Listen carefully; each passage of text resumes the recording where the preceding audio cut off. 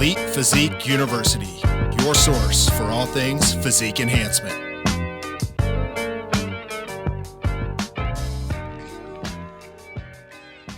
Hey, what's up, everyone? Welcome back to Elite Physique University. I'm John Gorman, your host. We got Jason Theobald, IFBB Pro in the house. Jason, what's going on, man? How are you? I'm doing well. I can't complain on this Thursday evening. I'm in good spirits. Man. Yeah, no, I mean, you should be in good spirits. You're you're in a better mood than you were the last couple episodes when you were depleted as hell and headed into the show. Yeah, man. Trying to move a house and eat like 1,700 calories and put TVs on walls. Nah, it was not fun. No, and if you're listening now, if you're just tuning in, go back and listen to the last two episodes. It's episode 30 and 31. It's part 1 and 2 of Jason's prep for the IFBB Tampa Pro Show.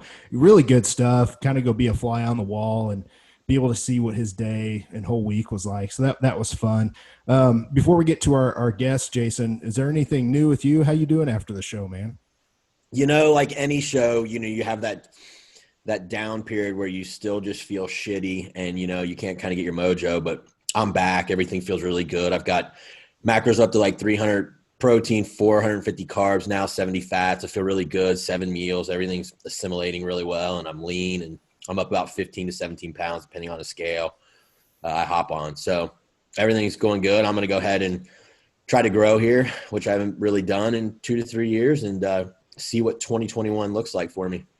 Something interesting real quick, and I don't want to spend too much time on this, but, on your post, you kind of pointed something out that I thought was important the other day. You talked about healing the body, getting the body healed first before just trying to push like a motherfucker right after your show was over. Right. Now, I know your prep was short, so your healing period was probably short, correct? You're 100%. It only took me about 10 days to feel about normal again, but, my prep was only 3.5 weeks, so, But yes, during that time, I was not training hard. I would go in and do what I wanted. Diet was on point for the most part. I do like my sweets occasionally with the kids, but I'm always pretty much on point with nutrition. But I think the listeners know I got a vasectomy like last Tuesday, so I haven't been training hard to eat. So the whole time I haven't really even kicked it in yet, man. Like I haven't even really trained heavy yet. I'm doing all squeezing and like tempos. And so I'm excited once I can really start throwing some weight around. No, that's great, man. Well, we've got a special guest back on the show, and someone that's not really, this is someone that's done all kinds of videos, podcasts with us, speaking events. We've got Cliff Wilson back on the show for this Ask Us Anything episode. Cliff, what's going on, man? How are you? I'm good. I appreciate you guys letting me come back on here. It's a great time when we can all get together. What do you have going on that's new with you? I guess the first big news is I got a new house yesterday. Going to be probably moving in there in the next month or so. I bought one that's kind of close to Lake Michigan. So between my daughter and my girlfriend, they both love the beach. So I was like, let's get something close for them so they can have their fun there at the beach. And that's up by the Anytime that you used to run way back in the day, like 10 years ago, right? Yeah, it is pretty close there, actually. It's not owned by the same owner anymore, but it's pretty close to where I was. Yeah. All right, dude. I'm going to have to come up and visit you because every time I've come to stay at your house or visit, you've been down around that Merrillville area, the Valparaiso area. So I'll have to come up and check that out. So congrats, man. That's great news. Thank you. Yeah. I'd been at this house for a little while, and I had known this wasn't going to be the house that I'd stayed in for a long time, especially with like my daughter growing up and stuff like that. So this house will be a lot better for her. But I guess the only other thing that I know that you guys start off the show sometimes with things that you learned. I've been in that process of writing a book. I guess one thing that I thought both of you would find pretty interesting was that. So I was doing some research on like goal setting recently, and John, you've heard me say like a million times before. Like I always tell people, don't tell people your goals too much. Oh, yeah. Sure. And so actually, as I was diving into the research, apparently there's like a little bit more of a caveat to that, which I wasn't aware of, is that apparently when you tell people your goals, it only hinders you if it's something that will eventually become part of your identity. So like if it's something really big, like as an example, if I was like, hey, I'm going to become a lawyer. Do you know what I mean? Because a lot of times people will be like, oh my God, that's awesome. And you get praise for the guy. You're now the guy that's going to become a lawyer. Do you know what I mean? But so that praise feels good, just good enough to make you not as motivated to actually go for it, because you're already the guy that's going to become a lawyer, and people I see what you're you on saying. that. So That makes sense. yeah, so generally those bigger things that are going to be like come part of who you are, the research actually shows that you're more likely to complete them if you actually don't tell people what those are.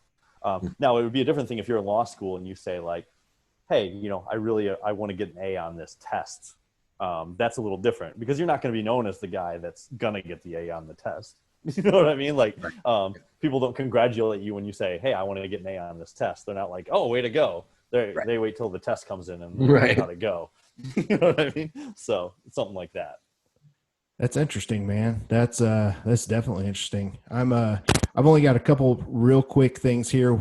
Jason, you and I only have 2 tickets left for the Elite Physique University seminar. It's on 9/12 and 9/13. Those will probably be sold out by the time most people hear this, but just in case, there's a link down in the show notes. You guys can check that out. It's in Springfield, Missouri. We've got 6 classes, 2 Q&As. The super VIP tickets are all sold out. We're looking forward to that. But that's going to be, it's a steal for $249. Like, you're getting 6 classes. I know Jason I charge, you know, anywhere between $250 to $500 just for one online Zoom class. So you guys are going to have a full weekend. We're going to have new ethics supplements. My Fat Muscle Project line will be there as well. It's just going to be a great time. So if you want it, there's 2 tickets available. Check out the show notes for that.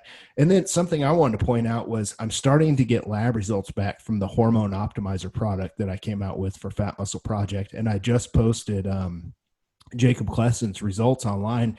And Jason, I know you'll like this. He was able to see his test levels. He's a natural guy. He did a lot of shows from 2016 to 19, and his levels, you know, after being off for 2 years were like 450 for a natural guy. And he started taking this, and we took his blood work the first day that he took it, right before he started, and then he finished a bottle. And on the last day, he took his labs, and they went up to almost 600. So it was almost up 150 points. So it got him, you know, pretty decent little boost. So for a natural test boosting product, that's pretty promising. Now, I do have a lot of other clients that are taking it. They're getting their labs done. They're just not quite far enough in. I have a lot of people going 4 to 6 weeks. So, and it just came out a month ago. But man, that's promising. Like, that's the stuff that, you know, Jason, you and I have seen that piecemeal, and Cliff, you probably have too. Just taking all these products, ashwagandha and DIM and, you know, D-aspartic acid and all that stuff, having clients get it from time to time. I was able to put it in one product, and I saw what I started to see. So it's just a promising thing. We always like to see our supplements work, right? Oh, 100%. That's definitely the be all end all. Yeah. I mean, you can't argue with, and I had quite a few researchers, you know, comment on that. They say, hey, this is what we like to see. And I agree. Like, you can't argue with labs, especially when nothing changed. So I would like to get that done in some research. I have reached out to some people in the scientific community. But one thing is, you know, whenever they research test boosters of any nature, you know, they show sometimes they work, sometimes they don't, but they're not controlling cortisol. And that, Jason, you know, that's the number one thing, man. Like, people have got to control that. And in a study, if you don't measure that too, well, it's kind of really hard to tell what's going on. You know what I mean? 100%. I agree with you. Cortisol's up, it's zapping your testosterone. Yeah, 100%. So guys, we have some really, really good questions sent in from the listeners. We're going to go ahead and kick those off. But first, you know what time it is. I've got to crack that we open do, because I'm going to stay up all night and fry my adrenals. So we actually have a question about that. But first, the first one comes from Diana Gear. And this is a great question, guys, because we have all levels of listeners, you know, people here on the show that are coaches and trainers, and we all of us have all different levels of clients here on the show. So Diana asks, what do you guys do about clients that don't know how to count macros? Or maybe there's someone that's less educated, they're less experienced as flexible dieters. So Cliff, you're the guest, man. We're going to let you go ahead and kick this one off. Oh, all right. So I would say I do one of 2 things depending on the situation. If they don't have experience counting macros, and we have plenty of time until their show, I will say like, hey, I'll just let them know, hey, I understand this is new to you. You know, you have to work with me here on putting in the effort to learn. And I always tell them I don't expect them to get it right away. So what I'll have them do is I'll say, why don't you put together a meal plan for me that meets the macros that I'm giving you, and then send it over to me and I'll take a look. So that's kind of like, you know, their first intro into it. Then then I'll just work with them in the next few weeks to make sure they are progressing and learning as they go. And if they have questions along the way, they can ask me. So if they're in the off season, I have time to sort of grow with them and be patient. But if we are in a contest prep and, you know, we have 15 weeks or something until show day and we're just starting together, they've never done it before, but they're, you know, they can be ready for their show, then I'll probably put together a meal plan for them. I'll say that they can substitute foods, but since they've never done it before, I want them to run any substitutions by me in terms of amounts. So that's generally how I'll run that, is depending on one of those two situations.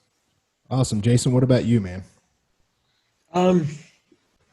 You know, at this point in time, I don't really get too many people that don't know how to track macros. And if I get them, I probably hand them to one of my coaches who deal more with rookies and general nutrition than me.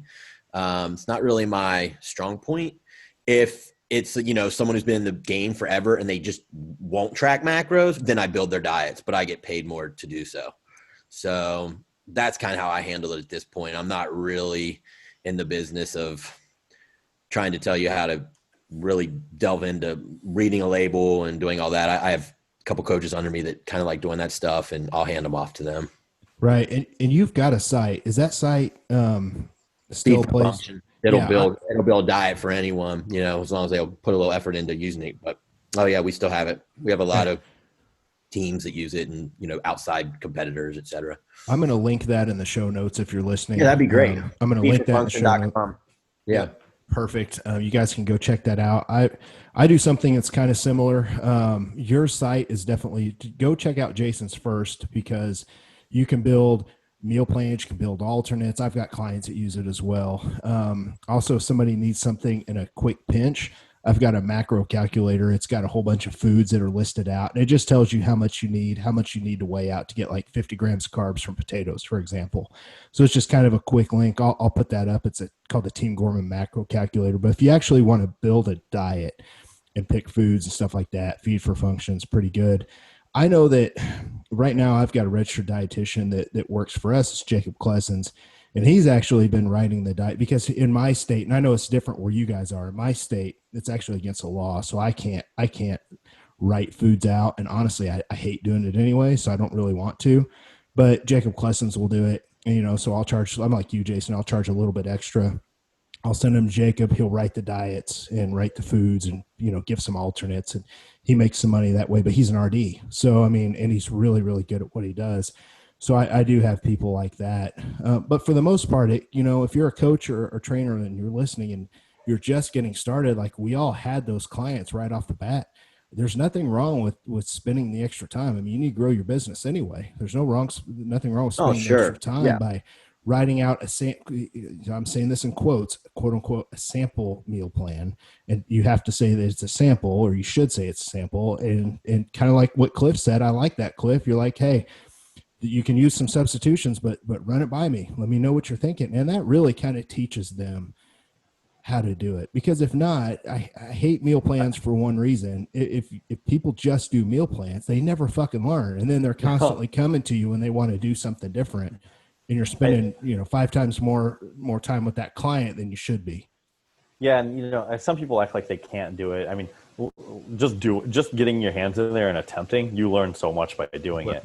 And, oftentimes I find that when people really don't want to do it, it's because they really don't want to learn. You know what I mean? So it's one of those things where I'll only do it in a pinch, but then I make it clear to them, like, this is temporary. You know what I mean? Yeah, this day and age, people can scan barcodes. They can do all this different shit. But, I mean, back when I started, I just took pen to paper and I looked at nutrition labels. And if somebody really wants to do it, they're going to figure it's not that hard. It's really not. So just having that communication is key. Do you guys have anything else you want to add for that answer? I don't think so on my end. No, I think I'm good. Okay, cool. Next question comes from Austin Lowe's. And this, Cliff, I'm glad we have you on here because all three of us have peaking down pretty well. So this is a peaking question from Austin Lowe's. When it comes to peak week, whether or not it's for a show or a photo shoot or a video shoot, what's your guys' protocol when it comes to water intake? Do you guys like to load water at the beginning of the week and then slowly take it out little by little to be drier for the event on Saturday? I'm currently 8% body fat and still have 3 weeks to bring it in a little bit tighter for a photo shoot. So here's the thing. We need to do a huge series on peak weeks, not just a podcast episode. We need to do a series, front loads and back loads and like all this different stuff. But this guy's getting ready for a photo shoot. So I figured let's go ahead and try and get Austin some help because he's still going to have a couple weeks by the time this drops. He's 8% body fat. I looked at him. He's pretty good. But just typically speaking, do you guys, let's talk about cutting water. Like, when do you cut water? Do you cut it at all? Cliff, we'll go ahead and throw that over to you first. I do not cut it. In general, I will set maybe around 10 days out or so, I will set water at a consistently high level. If I had to give a range, I would say women somewhere in the range of 1 to 2 gallons, men per day, men somewhere in the range of 2 to 2.5 gallons. And I'll set it there and I'll mostly just leave it there. The reason being that I want their bodies pretty efficient at eliminating excess water. And, you know, if you guys, as everybody sees during prep, you know, if you're drinking a couple of gallons a day consistently, yeah, you're going to be peeing every few minutes, but your body's pretty efficient at eliminating any excess water. What's going to make it stick is too much sodium or too many carbohydrates. So I kind of just set water consistently high, keep it all the way there. And then I will let the appropriate carbohydrates and sodium levels do their trick. I may reduce it a little bit on show day just so I don't have somebody peeing all the time or kind of feeling like they have a belly full of water. But I still keep it pretty high on show day. Okay, cool. Cliff, or remember, guys, this guy's getting ready for a shoot. So let's kind of gear that towards the week leading up. Jason, this guy's getting ready for a shoot on a Saturday. What are you looking to do with water for him during the week? I generally, have people have water high throughout the diet. So, I mean, we don't have to go a ton higher. Like, if they're already a gallon and a half, like we might go to 2, 2.5, maybe 7 days out is when I do it, is when I start. And then I get pictures of my people usually starting Sunday or Monday, and I just watch the looks that I like midday. Do I like them dry or do I like them fuller? And so when I give them their peak week, it usually has it tapered on Friday. So like, if someone was doing 2.5 gallons, they might get a gallon and a half. If someone's doing, smaller, like a female doing a gallon and a half, they might get 3/4 to a gallon or something on Friday. But the caveat is it depends how I like their looks as they're coming down peak week. So I get a lot of pictures.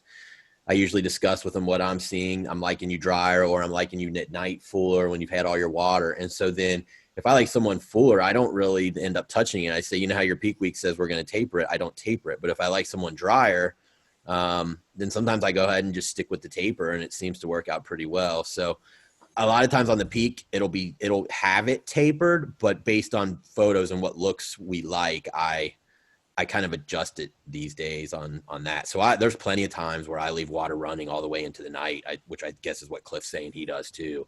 And there's really no taper to it. I just let the night time of them not drinking and sleeping dry them out. Yeah, it kind of depends, on the looks I'm seeing of the person. Yeah, I'm the same way. I leave water pretty consistent.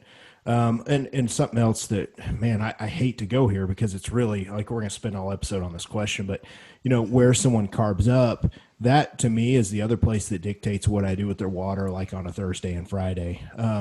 If I carb someone up really, really hard and maybe I do spill them, or maybe they ate more than they should have and they didn't stop where they were supposed to. I just want to point out sometimes if you need to tighten up just a little bit, you can increase water a little bit extra. An extra 1 or 2 liters a day can really help flush any water if you happen to be holding any from something like a carb up or a mess up on your plan. But normally I'm right there with you guys. I just leave water high all week, slightly increased.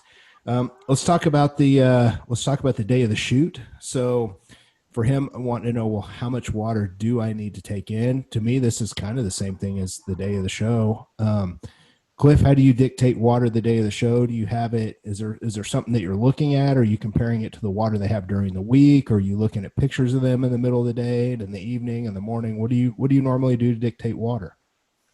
I guess this would be probably a little bit like Jason said, where there's a little bit of individuality.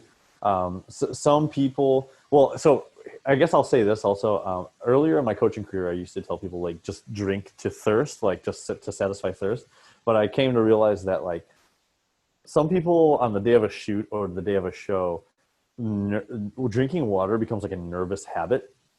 And I've had it where like people put down like 2 gallons before prejudging. You know what I mean? And so now I'll Couldn't hold my usually stomach in. yeah, and like I'm like, well, how much water have you had? And they're like, I well, you know, they get nervous and they're just like taking these drinks all day. So Yeah. I'll you know, I usually in the range of 6 to 10 ounces with each meal for women, and usually in the range of maybe 8 to 15 ounces of water with each meal for men. And then I'll put in there like if you are actually thirsty between meals, you can drink, but don't like, you know, don't just keep going at it. What about you, Jason?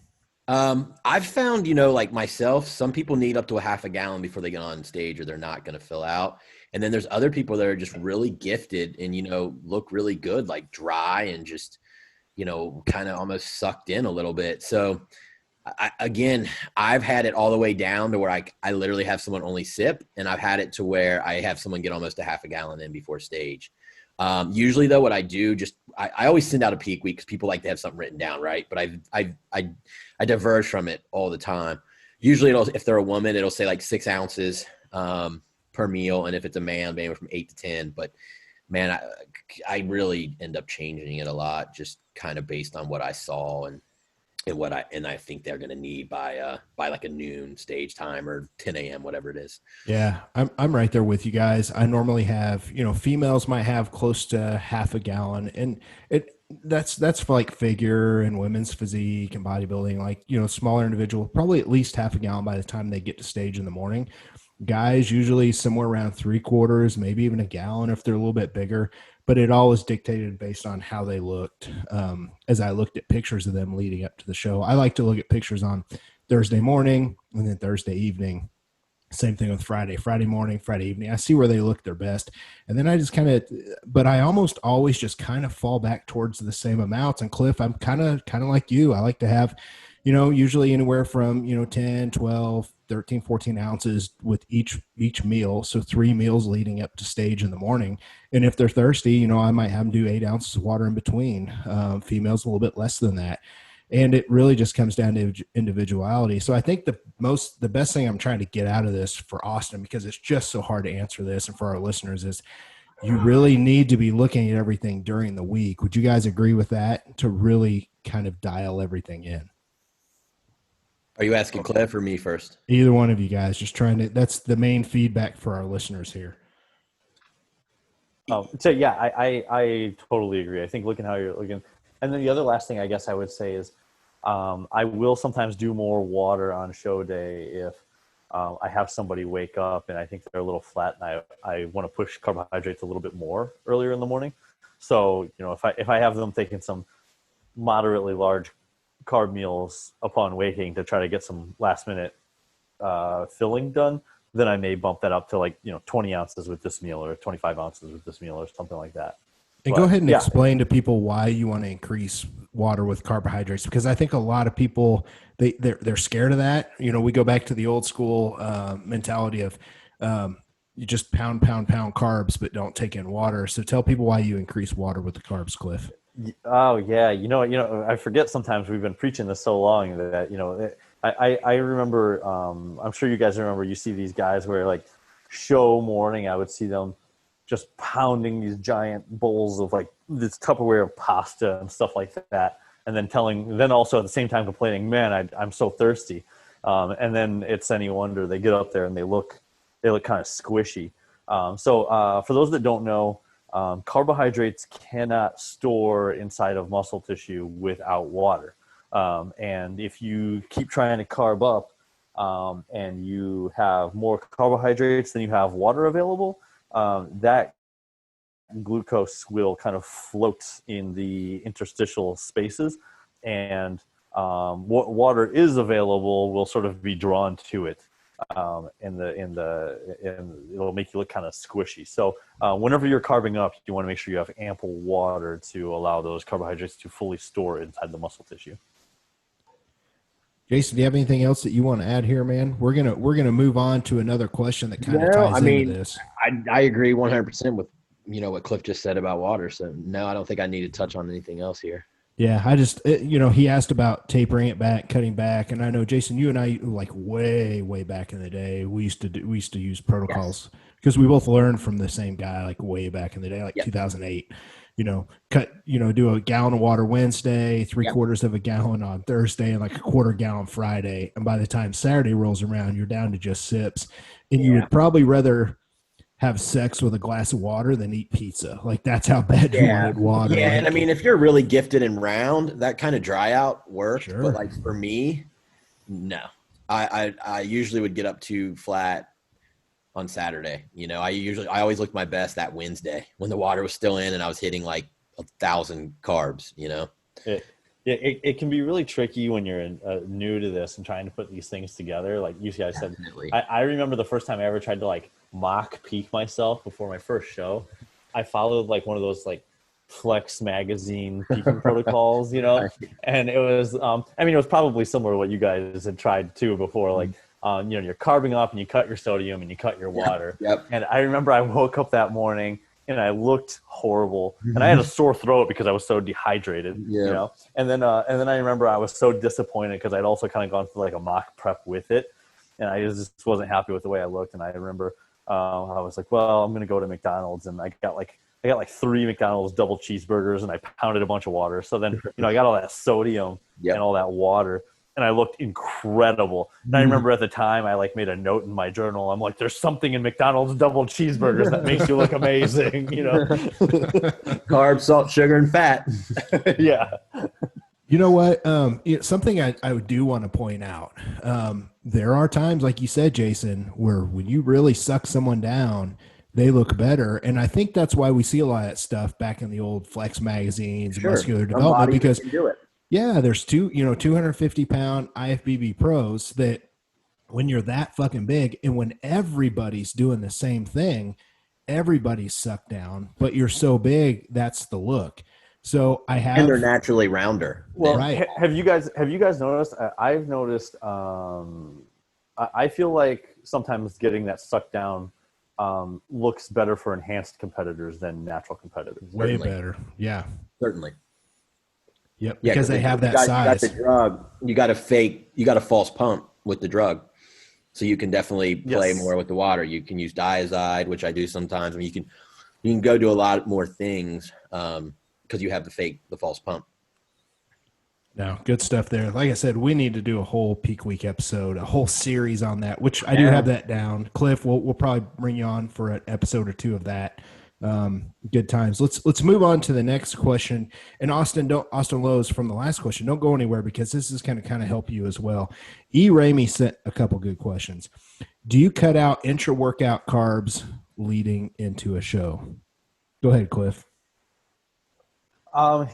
Yeah. So, one thing I find very interesting is like sometimes people will ask me like, where do I keep carbohydrates in over the course of a contest prep? Like, I know some people will prescribe like, say 25% of your carbs pre-training and then, X, whatever percentage of carbs post-training.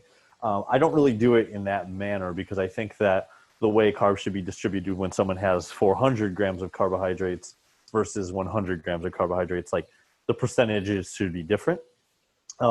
So when somebody has, like, let's say somebody has a high carbohydrate intake to start their diet, say 400 grams per day. When I start making cuts, I'm not touching the intra-workout carbohydrates. And I'm going to gauge how they are performing as well as how they're feeling. So as carbohydrates get lower and lower, I still try to keep the intra-workout carbohydrates in because I feel they are important. But if we're getting pretty low and I feel like we're running the risk where they're eating so few of their carbohydrates that it's almost a stressor to them, then I'm going to pull it once I get to around that point. So, if I start getting someone down to maybe 150 grams of carbohydrates or less, then I might start pulling from their intra-workout carbs, because I might pull those out, just because I think that I don't want them cheating on their diet. I don't want them being stressed because they're not getting enough food calories, if that makes sense. No, it does. And, just an interesting side note, easy for me to say on that, is so I leave intra-workout carbs all the way in, all the way to the show. I never pull it out, because it's one of those things to where I use that during peak week, because it's one of those things when I look at pictures and I have them do their same pump up protocol with the same intra-workout drink. But Cliff, back to your point, I've noticed, even though I leave it in, I come to find out later that my clients, when they got low on carbs, they fucking pulled it out themselves, and they shoved it to intra, or they shoved it to pre or post workout, or they were just hitting their macros. Which, I'll just be honest, I mean, we don't have time to go into this and debate which is better and what's not. But it drives me crazy, because I'm a huge believer in leaving it in to help fuel training and recovery and stuff like that. But it's one of those things I did find out. I'm like, they just fucking did it anyway. So maybe that's something I need to do, is start talking to my clients a little bit more, be like, hey, are you keeping this in or not? Jason, over to you. What do you do with intra? Do you ever pull it leading into a show? And I think Eric or Ramey is asking this, because I think people are afraid that intra-workout carbs are going to make them watery or not look as good. But you kind of showed that's not the case with your last prep. Yeah. So basically, I almost put it in everyone's plan, but here's the deal. For me anyways, if I have someone who's behind, it's probably one of the first things I pull. For me, I just feel like I can get them a good pre-workout an hour or two before, let insulin come down and hopefully burn a little more fat during training. So if someone's behind, it gets pulled for me a lot of times. But if someone's on time, they give us plenty of time. I'm like you, I don't really like to pull it, because recovery is better. They're going to be less sore. But yeah, if you're behind, it's one of the things I bring out. So I don't know if that answers it fully, but that's when I would pull it. Gotcha. What about during peak week? If everything is on point, is there no? If they're on time and everything's good, I leave it. I leave it in as part of their diet and part of their training, and then I would pull it, Friday or Thursday whenever I have them rested. But no, I would leave it. I would leave their plan the same as their training through peak week. Okay. And because I know I'm going to get a lot of people email me or message me and ask me, guys, go ahead and tell me, what's your preferred intra-workout carb source of choice? Cliff, what's the one or two that you prefer, you recommend to your clients? I tell my clients I like the highly branched cyclic dextrin intra-workout. But if cost is kind of an issue, because that's a little more on the pricey side for a carbohydrate, then I'll just tell them to go with something like a dextrose or something along those lines, which is obviously very, very cheap. Yeah. What about you, Jason? Honestly, for me personally, it's Gatorade. It tastes fucking amazing. It digests awesome. I'm ready to drink it. I like drinking it. For my clients, I tell them they can do Carbolin, Gatorade, or cyclic dextrins. But I've tested them all, and honestly, for me, Gatorade works the best. And we did an episode on everything insulin yesterday on TEC, and we had Phil Viz on, and he was talking about how his theory is that, the better that your intra tastes and the better that you want it, you're going to salivate more for it and you're going to digest it better. That's his theory. And the Gatorade tastes the best to me. So, he might have something to that, but it definitely digests best for me. The other two would leave me a little gassy the rest of the day, at least, for a meal or two.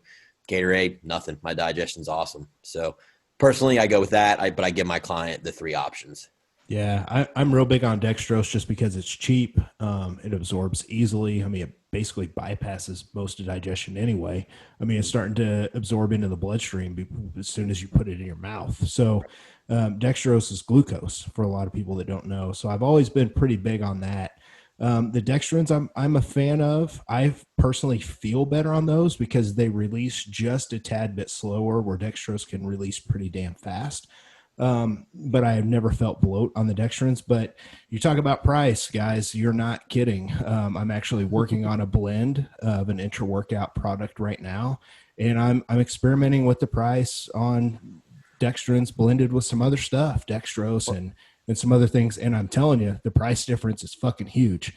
So from my standpoint, trying to build something, the price is up there. But my main takeaway to people is use something that doesn't cause you to feel bloated and gassy. And I know I've tried things like potato starch. I've tried waxy maize, like all that other stuff back in the day. And it did nothing but make me walk around and have to suck my gut in while I was training. And that's not what you want, because you want blood and all that stuff shunted away from your digestive system when you're training, not trying to help break that down. Go ahead, Cliff. One more comment about the different types of carbs and kind of tying it together with what we were talking about on like show day or with photo shoot. One thing I found, have you guys ever noticed that some clients that tend to be a little bit more carb sensitive, if you give them those, if you give them something like dextrose or Gatorade, they tend to almost look a little watery or blurry when they have it, shortly after they have it.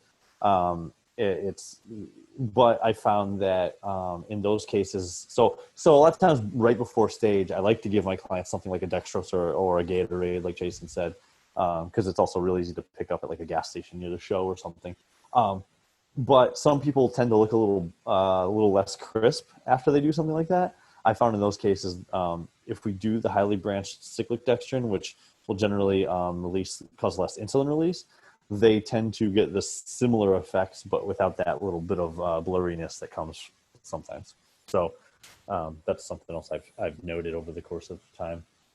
Interesting. Yeah, I don't really have clients using it. I have them basically do Gatorade, just kind of like Jason said, and they're, half of that's dextrose, the other half is sucrose, which breaks down, half of sucrose breaks into dextrose. So it's like 3/4 dextrose. So I haven't really played with it much, but that's interesting. It's just, it's cool that, we all react so different. Our clients react so different. Just so try and pay close attention to all that stuff is pretty neat. The next question from Ramus is kind of tied back to back. What are some good ways to learn how to prep clients better for peak week? Either one of you can go ahead and take that one. Jason, I'll let you go first on that one. Okay. So, I mean, I guess she's saying, she as a coach or as someone who's guiding other people. Well, I mean, I practiced on myself a lot, honestly, before I ever took a client. And then I just picked the brains of other coaches, and we used to talk a lot about peak week and how, aldosterone works, and, if your sodium's too low, and just all these different things that you have to learn. There's not like a resource that I really know. I know at the seminar John and I are putting on for the Elite Physique podcast here, I'm doing a presentation on peak week. So you get to learn from someone that's touched thousands of athletes. But other than that, I don't really know a book that's been written on it. Learning more about the body and the processes, that would help.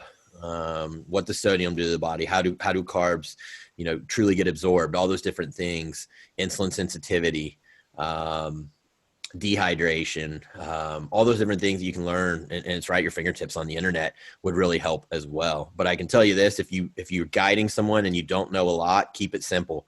Keep the water about the same, keep their sodium about the same, and just manipulate the carbs. Find out if they need to load a little early or a little late, and then just do it. And as long as they're in shape, you're going to be just fine. Cliff, what do you got? Yeah, I agree with everything Jason said. I think there's kind of two aspects to this, and this applies to peak week, not just, or all of prep, not just peak week. I think that there's like two types of learning. There's the experience type of learning, which is, I would say, is more of a cause and effect. Of course, the best person to test things on is yourself, because you can be your ultimate guinea pig. But, over time, you start to get this, like, I do this and that happens. I do that and this happens. And so you start to get this cause and effect type of knowledge. But that's sort of like incomplete without understanding why that is happening. And so I not to give some sort of, not to give a shameless plug, but, I do cover that quite a bit in my own book. in terms of like why certain things are happening and what are the important players in a peak week. Give the title. That's great. I'm going to put that in the show notes, guys. Go Okay. ahead and check out Cliff's book. Right. Just click on the show notes now. I've got a link right here to it. You guys can check that out. It's bodybuilding. It's a great book. I've read it myself and referred it out to a lot of people. So yeah, Cliff, that's a great resource. Yep. Complete contest preparation handbook. And so I pulled my hand out right when you said that. I think that it will, that'll get, you can get a start there. And like Jason said, one thing, and not to go on like too big of a tangent here, but I sometimes lament where the coaching industry is at a little bit, because, I know like all three of us are kind of old school type coaches that really love to learn. And it seems like nowadays, a lot of the questions I get asked more are about like how to build your following and how to get your name out there. And I really don't get as many questions about like the nuts and bolts of the hows and whys, like to improve your craft. So what I usually recommend to people is honestly listen to what everybody has to say on the subject. Like you guys said, you guys are putting on your own, you guys are putting on your seminar and, investing in, tickets to seminars and books. And John, how much did you and I learn? We didn't, and then another thing too, John, you and I in the early days of our coaching careers, how much did we learn just having discussions? You know what I mean? Yep. Like, I was talking.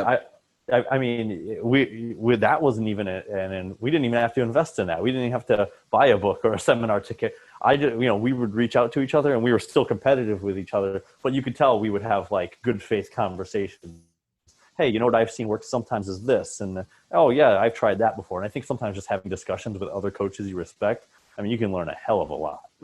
And that's where I think, and we're not trying to just plug all of our shit, guys, but it really comes down to, we've created this huge network of books and podcasts and stuff like that. But think about this. If you go to something like the Physique Summit or to our Elite Physique University seminar or whatever, or Jason's PEC conference or any of that stuff, that's where you go meet other people that want to learn like you want to learn. So that's build your network. You build your network. Exactly. Because go ahead, Cliff. Oh, well, perfect example, actually. So I was actually writing my new book. I was writing my new book now, and I don't need to get into exactly what I was learning about something about immune functioning being behaviorally influenced. And I was kind of talking about it, and you guys both know Dr. Peter Fitchen, and I was talking to him, and he was like, "Oh yeah, I've got this great study for it," and he shot that over to me, and I probably would have never found this very obscure study had Pete Fitchen not thrown it my way. He's a great coach himself, and so sometimes just talk to other respectable coaches about what you've tried and what you've got going on. You can help them, and then in return they end up helping you. Cliff, I can remember, and Jason, you and I are this way as well, but Cliff, you and I were very competitive back in the day, but I would come visit you, or we would both be at shows with clients, and we would train in between the show, and we'd work out 3 fucking hours, and we trained hard. But guess what? Guess what we were talking about, guys? Like, if you could be a fly on the wall during that, we're talking about all kinds of shit. We're talking about intra-workout protocols and like all this stuff, right? And we're getting each other's take on it, but then we're, people just don't want to learn. One more resource, I did it's a peaking series. It's literally the most simple peaking series for people to start with. It's called Bulletproof Peeking. It's on my Team Gorman YouTube page. You guys can just look that up. It literally shows people how to watch the high carb days that you're doing with your clients leading up to the show. Take their pictures the day after, 2 days after, figure out where they look their best, and you literally replicate that. You have them do their normal training day diet the day of the show, their normal water. It's literally kind of like a peaking for dummies. And I hate to say that because I don't want to make anyone sound like they're a dummy, but it's kind of like you said, Jason, keep it fucking simple. And that's what that series is. So if you guys want to check that out, let's go ahead and move on here. Let's keep it moving, or we're going to be an hour and a half, 2 hours into this thing. Neil Williams sent this question in. I'm going to try keto in a few weeks. My main concern is how to reverse or transition out of keto back to a normal diet when I want to. Can you please provide some information on that? And guys, I'll go ahead and kick that one off. I get a shit ton of keto questions. We all do. But it depending on how long someone is keto, we still need to do an in-depth keto podcast on this show. We did one on the Excellence Cartel, and it was good, but we need to kind of take it and do a part 2 over here. But part of transitioning out, well, it really depends on how long you're keto, because if you're just doing a keto diet for 4 weeks and doing a reset or something like that, you can transition really fast back to carbs, and it's not going to really bother you at all. But I've noticed the people that are fat adapted for a really, really long period of time, 4, 5, 6 months or longer, you're not carb adapted. You're not used to burning carbohydrates. So if you reintroduce them too fast, like if you go from no carbs to 250 a day, it's just going to cause some stomach upset. It's going to cause you to feel bloated. It's not that carbs are bad or anything like that. It really is kind of dictated on how long you've been fat adapted. So what I like to recommend to people is, start with putting pre and post workout carbs in instead of fats. Maybe if you're a guy, you might have 50 carbs pre, 50 post, and you leave your other meals the same. And that's just a great way to kind of get your body back used to having some carbs, and maybe have a free meal once a week. And that's just a general recommendation. Jason, I'll throw it over to you. Do you have anything different that you recommend? No, honestly, I was going to say, I do the same thing. I usually bring carbs back in pre and post. It's going to depend on the size of the person. I mean, if it's a man, I might do 40 pre, 40 post, and, knock some of the fats back down to maybe 5 grams or something. And just start there and see how they do. And then you can add intra, and then you can go to meal 1. And, it's really not that complicated. I've never really had a ton of people like feel horrific or blow up, as long as they're not a dumbass and eat like a dumbass. Like, you put some carbs pre and post, you keep training, you keep eating right. And I mean, it's really not that big of a deal to the people that I've done it with over the years. So. Yeah. Cliff, you have anything to add to that? Any transitioning thoughts? Yeah, I mean, just a small thing. I would say I agree with you guys, like 100%. I think the only mistake is if you like add carbohydrates in such a small amount that you then have someone sort of like fluctuating in and out of keto, then they're going to feel awful. Right. I think that would be the biggest mistake I would look out for. But like you said, as long as they haven't been on too long, I think you can go right back. And then just make sure you're ready for whatever water weight gain comes from it because of the glycogen storage, inside the muscle tissue. Because, I don't know if you guys have this where you switch someone off of keto and then their weight jumps up like 2 or 3 pounds, because they're just holding more glycogen, and they're like, oh my God, I'm getting fat immediately from the carbohydrates. I'm like, well, slow down. You're fine. Right. Yeah, no, it's pretty common, especially women seem to let that bother them a little bit more than guys do. I think guys, they like it. They like to be filled back out. Women see the scale, and that's just the truth, right? Don't shoot the messenger here. That's just kind of the truth. One thing I will do in that situation too is, as soon as I'm done with somebody that's on keto, I'm going to jump their protein up a little bit too, to help offset that. So that's one thing. And then, like you said, Cliff, get their carbs up enough so they're not floating in and out. I wouldn't just go with one meal, like pre, 40 carbs. That's probably going to float them in and out, and they'll feel like shit. So those are, I think so. Yeah, those are all really good points. Let's go on. He's got one more question here. This is Neil Williams. Okay, I've trained fasted first thing in the morning. I'm just wondering, what's the quickest, best way to trigger muscle protein synthesis without having something solid to eat? That way I can get into a solid, into an anabolic or an optimal state. So he trains at 6 a.m. or he wakes up at 6 a.m. He's going to train around 6:30 a.m.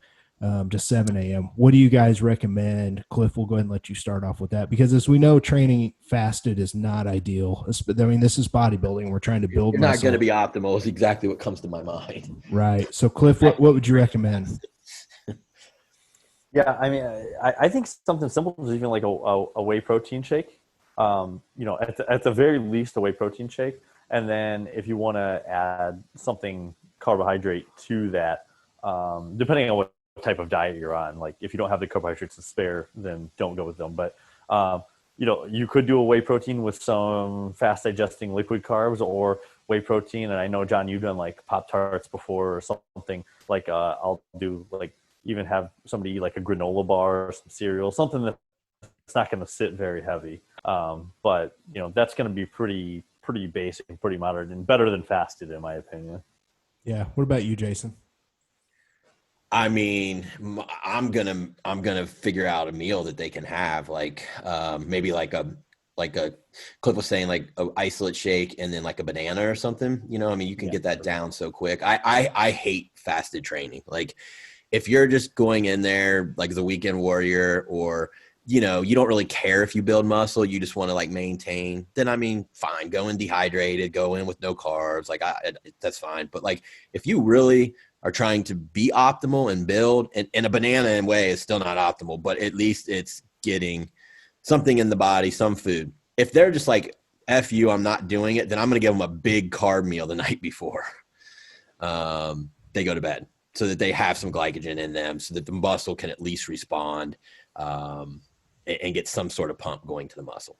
Yeah, and I know some people that's the only time they have to train. Like people that are super busy, and we But I mean, get come on, that. you can get a shake and a banana down in 5 minutes. No, sure. But the Maybe point, even less.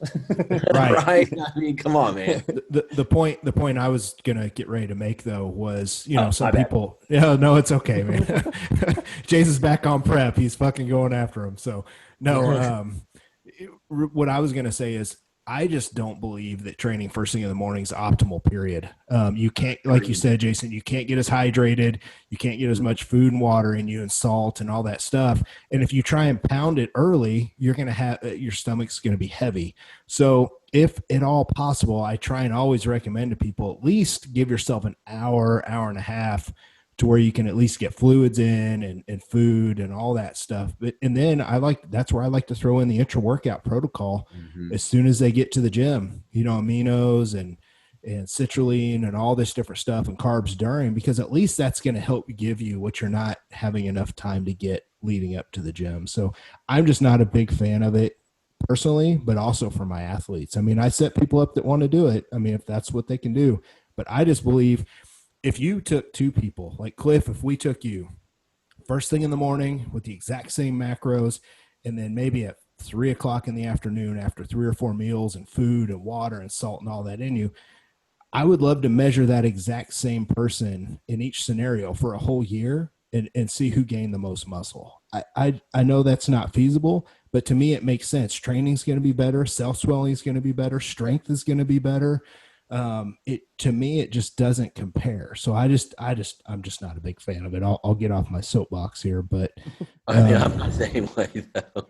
Even with I think even a lot of people hurt themselves more. Like they seem to have like little chronic injuries popping up more when they do more training more often. Yeah, I mean, I think they're it's not because the as body's hydrated. not hydrated. Yeah. Yeah, but anyway, Neil, we're not trying to jump on you here. We're trying to answer your question. But Sorry, we got. I'm jumping on you, Neil. We're like, You can eat some damn Neil, food. Stop training that early, Neil. Eat some food, man. Okay, next question comes from Shalala Morel. She actually trains at my gym, and that's really her name. Super cool name, Shalala. She wants to know, what's the best way to reset my adrenals? I drink a lot of caffeine. So I'm going to sip on my Monster while you guys answer that. Who wants to go first? I think that Jason is probably the better person to ask in this one. I'll give some of my tips. To reset your adrenals, I'm assuming you're talking about that you're in some sort of adrenal fatigue where you're really tired because you talked about how much caffeine. So you first got to understand that what's happened is you probably went through a period of flight or fight with that much caffeine. Cortisol was pumping out really hard. And then what happens is the gland kind of craps out on you and doesn't pump out and respond. So then you're always tired. So you're running low cortisol line. So you've got to get more rest. You've got to get more sleep. You've got to pull back in the gym, maybe to 3 or 4 days a week, 70% effort for a bit, get off the caffeine, like you said. And then I would recommend 2 products to you. Our Metapure, 1 to 2 scoops a day, New Ethics, and our Adrena Health. Let's do 2 tabs in the morning and then 2 tabs about 2 p.m. And if you do those things, and you're going to get a headache from detoxing off the caffeine. Some people say do a cup or kind of wean it. I say just go cold turkey, be strong about it, and get your adrenals back. But if you use that protocol there, I think within 3 to 4 weeks, maybe even 2 weeks, you're gonna be feeling a lot better. Cliff, you brought something up. I can't remember where we were. We were talking about cutting back caffeine at one point. Maybe it was when we were on the old TNT podcast somewhere, but you had mentioned something how your caffeine was really, really high for a few days. So you were monitoring your intake, maybe it's 6, 7, 800 milligrams. And what you did is you cut back for a few days and you kind of had a rolling count of where you were. Is that something that you keep an eye on and recommend to people? And how do you recommend that people kind of help restore their adrenals and cut back on caffeine? Yeah, I mean, I think it's a combination. If you've gone too far already, you've gone too far, and then I think like you just you're going to have to take some time off. I guess I'll address that in a second here. But with a lot of my clients, one thing that I recommend is if you're somebody that's more of a higher caffeine intake type person, I think that you need to almost have it's like you have schedules for your training and your diet and your a lot of things. I usually will recommend people have a caffeine schedule for themselves based around their weekly schedule. So maybe during the week, have days where you schedule the higher caffeine intake days and have days where you schedule low to no caffeine intake days. So you don't get yourself in this situation. You know what I mean? So I do have that, or I did have that for myself when I was, so I would put like, on my harder days I would have, or my busier work days and harder training days, I would have higher caffeine intake. And then I would roll it back and I would actually have 2 days per week where I would have no caffeine, but I wouldn't usually have the caffeine withdrawals because I had kind of built it up and then built it back down over the course of the week. But if you've gone to, I do think just, cutting, like I agree with Jason, cutting off the caffeine cold turkey and just getting it over with. And then trying to get some extra sleep. I think that like bodybuilders have this issue where they always like want to be like, for some reason, feeling not up feels unproductive to them. And so, I think sometimes just like letting yourself be tired is not the worst thing in the world. No, I agree with you guys. Let me just give a common scenario that I know happens with myself. And I mean, I fucking know better. I do this for a living. I'm sitting here drinking a Monster while we do this. It's 6:30 at night Central Time. But I know there's a lot of people listening shaking their head yes as I say this.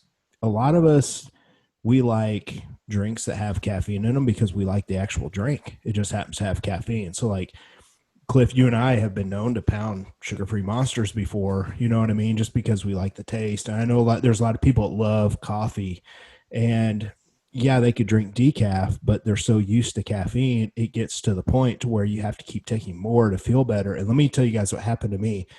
I came out with this hard to kill pre-workout is the name of it.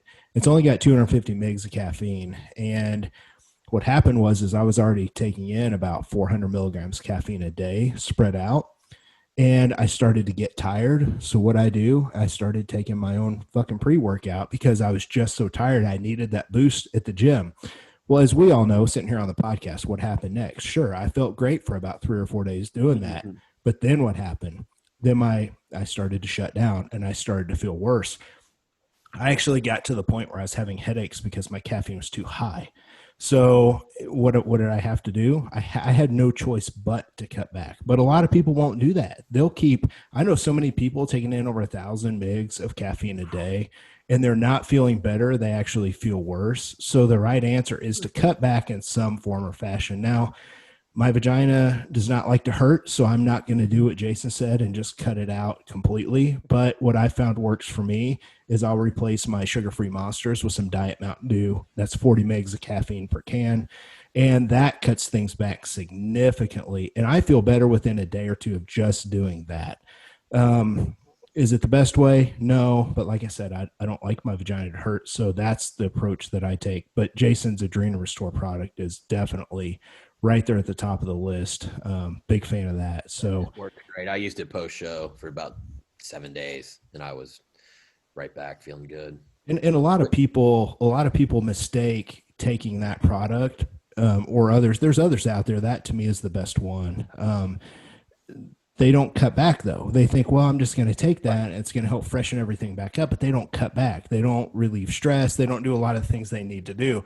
And that's really not going to help. Like you need to kind of have a whole system. Is while they're on the product, they feel good, but then when they get off the product, they still don't feel because they didn't do any of the underlying work.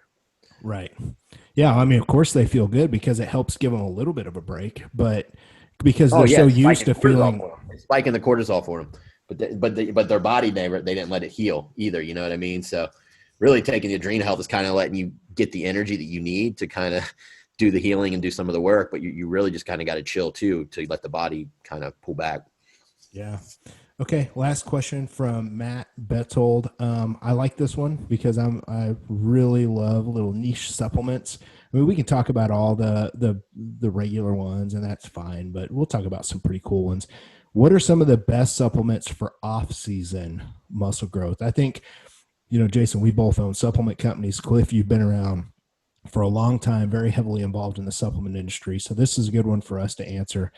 I think a lot of people take their supplement game serious when it comes time to prep, but I know a lot of people in the off season that slack and they don't take the basic stuff like creatine. Like creatine is something, I'm sorry if you're a bodybuilder and you're not taking it, you're making a huge mistake. So I mean, we've got all these basic ones. Who wants to start this off? What are some cool supplements you guys like to recommend for muscle growth in the off season? Well, Cliff, I go guess first. I'll start off because I think you guys are going to have more on this one than myself. But I'm going to start off and just say, like, I am always shocked at how people neglect the basic ones, even in the off season.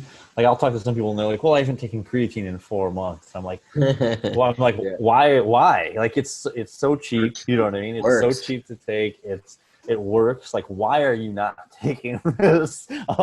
And it's one of the few, like, it's a supplement also that's been proven to be like healthy for you. Yes. I, Healthy for I the think, brain. yeah, the brain, like it's like a lot of the research shows it helps like fight off dementia and Yep.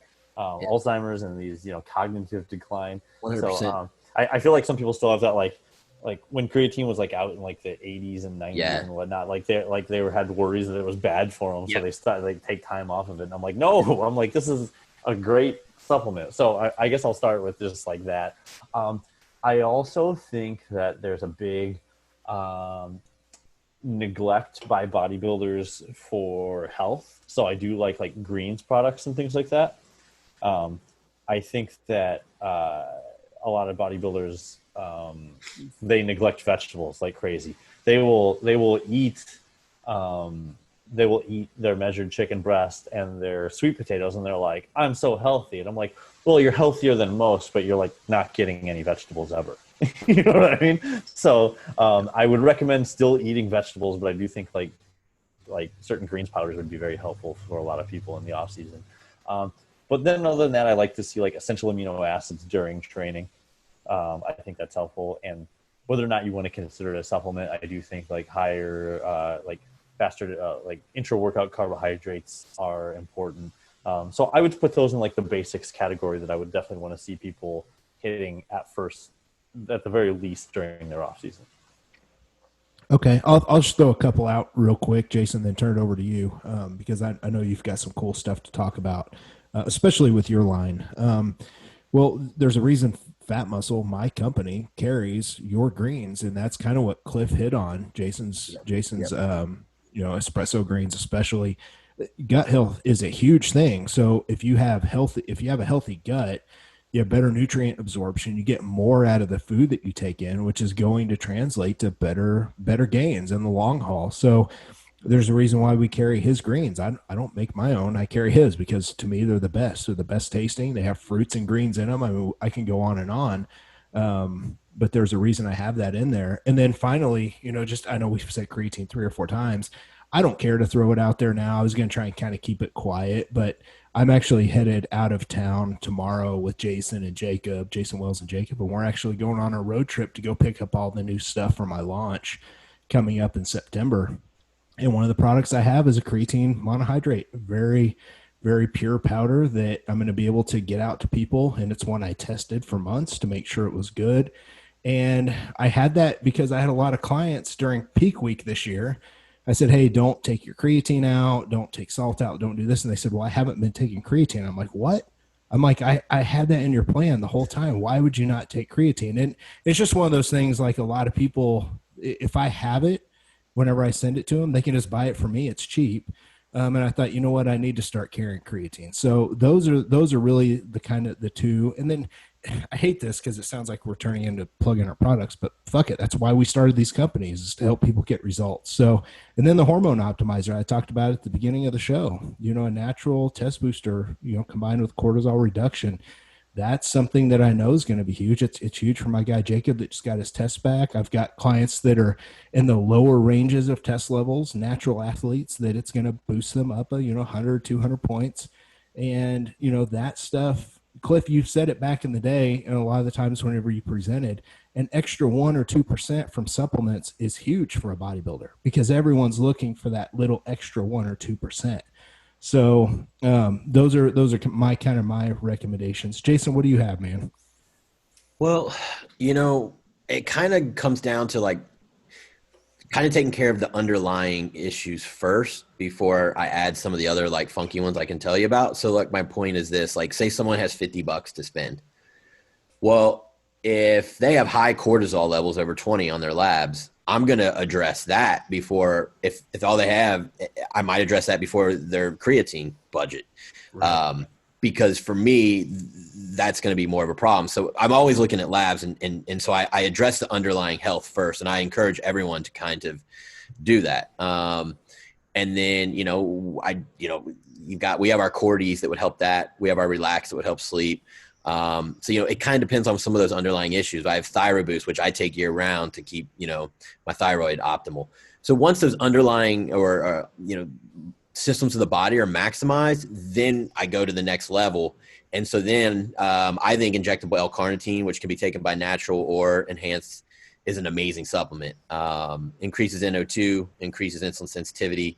You're literally burning fat as energy all day. I attribute it to why I just don't really get fat anymore. I still eat ice cream with my kids. I still have cheat meals. It's like you're burning fat constantly all day and your energy's better. So anyone can do that. It's not banned, but yes, you do have to inject it. 600 milligrams a day works amazing. I'll have just like natural women sometimes use it, and their fat loss is so much fucking easier. It's awesome. Jason, I'm going to jump in just for a second. Tell everybody where to get that through. You guys can get use that Mino Asylum. They're actually a sponsor on our podcast, the TEC, and you can use TEC 15 and you'll get 15% off. And their product there, if you want to use it, is called Carnishred. So you go into the aminos and go to Carnishred, and that's what I'm talking about. The reason why I wanted you to talk about that here is because every time we mention it on the show, I get people to email me the same stuff. So that's where you get it. Jason told you 600 mgs a day, which is 3 cc's. Like, you guys have to figure out how to go do this stuff. I'm not just going to go look it up and link it for you every single time. Yeah. And they can start at 200 milligrams. Like, they're still going to get benefit. I'm just telling you where you get, like, it's hard to get fat benefit. Or at least it'll help you burn more fat than you're able to. But for me, it's really allowed me to stay really lean. And then there's a product called Abolic by Dante Trudell's company. I can use it for all my bikini girls. There's no side effects, no period issues. I've used it a lot myself, and I love it. Pumps are better. You'll get a little leaner. And that's at the labsupplements.com is what his company is. And it's called Abolic. It's really cool. And then obviously we can get real funky. We can get into SARMs and all those different things, but I don't know how much time we have and, where we want to go with this, but, take care of the underlying health issues first and then add the supplements. Cause I'm telling you, once I started caring more about my digestion, my sleep, how much deep sleep I got out of my sleep, I became a much better bodybuilder. And then everything else I did at the second or third level worked so much better. So you've got a new product, Jumpstart. I'm really, really interested in having someone combine that with my hormone optimizer. I'm really interested. Yeah, we'd have some labs done. Yeah, our Jumpstart product John's talking about is built around a product called Humanifort, which is really it's had university testing where it helps bring the HPA back to homeostasis. So we're talking testosterone, we're talking, estradiol, all the hormones. It's really nice optimizer. And then we've got other things in there to maximize libido, and just really restart the HPA or maximize it. So yeah, John's then saying, you know, you put it in with some D-aspartic acid and all the extras goodies that he has in his, it might be a damn good stack. And I think you're probably right. I'm gonna write that on my whiteboard because it may be something that I end up carrying on my site and we sell it as a combo or something. That'd be kind of cool. That'd be sweet. Got my wheels turning. So, okay, guys, these were great questions. Definitely. Cliff, man, we definitely want to have you back on. We're going to have that peaking series that I kind of alluded to where we're going to do multiple episodes, you know, where we'll have different people on. We'll talk about front loading. We'll talk about loading in the middle of the week. We'll talk about back loading. We'll talk about rapid back loading. We'll talk about day of the show. We'll talk about all that different stuff. And Cliff, you're always welcome back, man. Is there any parting words that you have for anybody, Cliff, before we have you on next time? No, I just really appreciate you guys always having me on. The discussions are always, I enjoy it, and I always find I at least learn something as well while we're all on together. Oh yeah, for sure. Yeah, good times. I know, Cliff, you and I, after this, we're going to talk about the Physique Summit, and I know a lot of people are wondering, when is the Physique Summit? And as we all know, COVID has been a crazy bitch for everybody this year, so Cliff and I are trying to figure this out. We have it tentatively set for February in Tampa, and we've mentioned this before, but you know, that would be the normal game plan if it wasn't for COVID. We don't know what's going to happen, so we're not opening up tickets. We have all of our speakers set, but we're not really announcing anything yet. So you guys just stay tuned. When it's time, Cliff and I will announce. Of course, Jason's going to be part of the summit once again. He's basically been part of every single one. We've got some really good speakers lined up, but stay tuned for that. We just can't give you an answer because no one really can at this point, especially in Florida. So, Jason, you have anything else, man? Any closing thoughts for any of the people that sent in questions or anything? No, I think they were good questions, and I mean, obviously, keep throwing them our way and keep questioning things and learning. But no, yeah. I think we hit on everything like really pretty fully, to be honest. So. Yeah. Okay, guys, stay tuned. We've got more guests. Next time we're going to have Bill Campbell, researcher at USF. That's going to be a blast. We've got Chris Gronkowski, the owner of Ice Shaker, one of the Gronkowski brothers. He's going to be on to talk about his company and being on Shark Tank and his training and being an entrepreneur. So it's kind of a business edition. That'll be a lot of fun. And we've got other people lined up down the road, so more guests coming this way. So for myself, our guests today, Cliff and Jason, we're out of here. Thanks, guys. See ya.